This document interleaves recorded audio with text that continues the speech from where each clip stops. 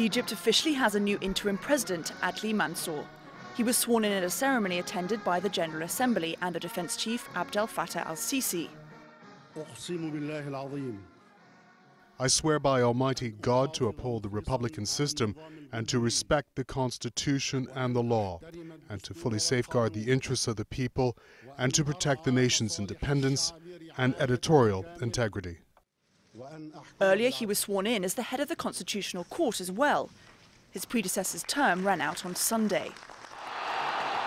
When it was confirmed on Wednesday that the military was back in charge, Tahrir Square, the scene of Egypt's revolution 2 years ago, erupted.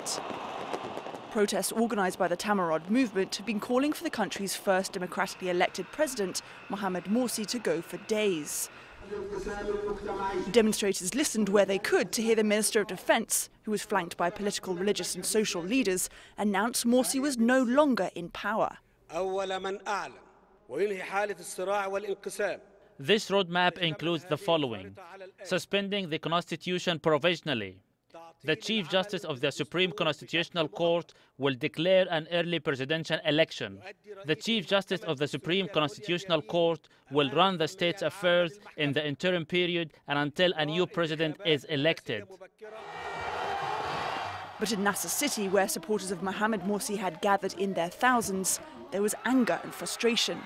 Many here, after hearing Morsi was out, swore an oath to protect their country. Morsi is thought to have been detained along with several other senior members of his Muslim Brotherhood party.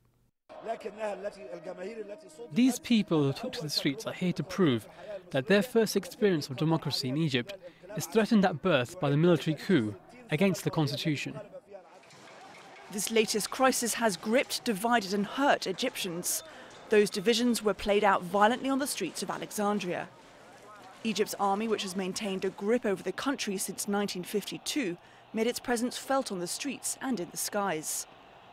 And again, by staging this coup, it's shown that 2 years after the revolution, it appears to remain the most powerful voice in Egyptian politics.